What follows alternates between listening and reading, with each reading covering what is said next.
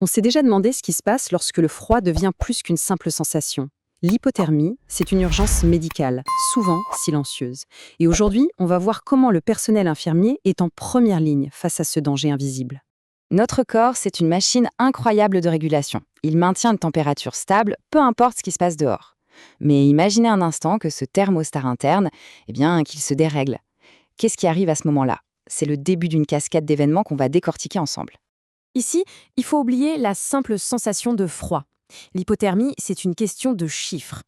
35 degrés Celsius, c'est ça, la ligne rouge. En dessous de ce seuil, le corps ne fait plus que grelotter, il entre en état d'urgence. Le tout premier signal d'alarme, c'est le frisson. C'est le corps qui se bat, qui lutte de toutes ses forces pour produire de la chaleur. Mais déjà à ce stade, entre 35 et 34 degrés, la confusion peut commencer à s'installer. C'est vraiment le début d'une pente très glissante. Et là, le corps commence à perdre la bataille. Les frissons peuvent même s'arrêter, et ça, c'est un signe super trompeur. Parce qu'en réalité, ça veut dire que le métabolisme ralentit, la pensée devient de plus en plus confuse, le cœur bat plus faiblement, le danger est tout proche. Cette plage de température, de 32 à 25 degrés, là, on entre dans la zone de tous les dangers. Le cœur devient extrêmement fragile, et le moindre mouvement un peu brusque peut suffire à déclencher un arrêt cardiaque. La vie ne tient plus qu'à un fil. Et en dessous de 25 degrés, le corps est comme gelé de l'intérieur. La plupart des fonctions vitales sont quasiment à l'arrêt. C'est une véritable course contre la montre pour arracher la personne à une mort qui semble quasi certaine. Mais comment est-ce qu'on en arrive là? Bon, bien sûr, le froid extérieur, c'est souvent le coupable évident. Mais parfois, les causes de l'hypothermie sont bien plus insidieuses, cachées au plus profond de notre organisme. D'un côté, on a l'image classique, le randonneur surpris par une tempête. De l'autre, ça peut être une personne âgée dont la thyroïde ne fonctionne plus très bien, ou encore un nouveau-né qui n'a tout simplement pas encore la capacité de réguler sa propre température. L'hypothermie, elle peut frapper de bien des manières. Pour comprendre, il faut voir l'hypothalamus comme le centre de contrôle de notre corps. Il reçoit en permanence des infos sur la température et il ajuste le chauffage interne en fonction. C'est un système d'une précision folle, mais qui peut, parfois, être complètement dépassé.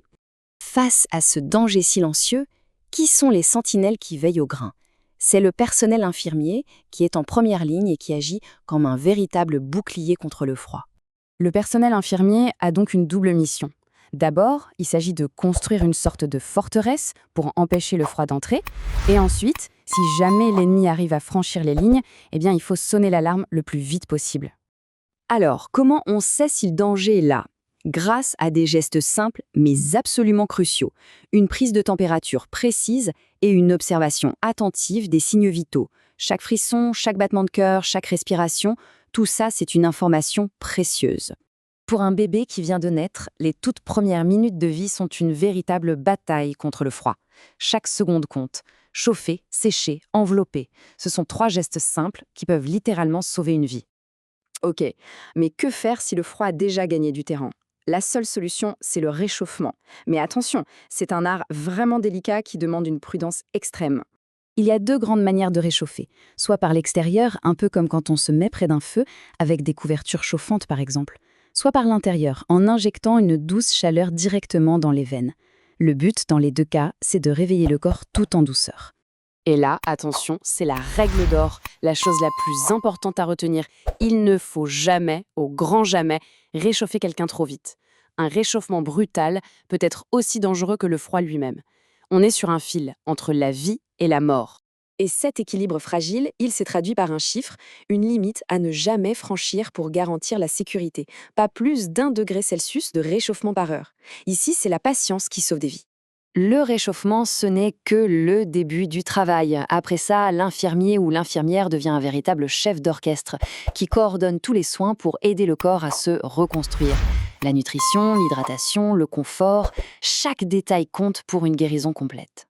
Une fois le patient sauvé, on pourrait croire que la mission est terminée, mais en fait pas du tout. Le vrai combat, il se gagne sur le long terme, en dehors de l'hôpital, en armant les familles pour l'avenir. Le personnel infirmier devient alors un tuteur, un guide pour les parents sur le chemin de la santé. Chaque conseil, c'est comme une graine qu'on plante pour que l'enfant puisse grandir en sécurité, loin des dangers du froid et de la maladie. Alors, la prochaine fois qu'on prendra sa température, il faudra peut-être penser à ça. La fièvre nous fait peur, c'est vrai, mais son exact opposé, le froid, est un tueur tout aussi redoutable. Le corps humain n'est une merveille d'équilibre, et chaque jour, le personnel soignant se bat pour préserver cette flamme si fragile.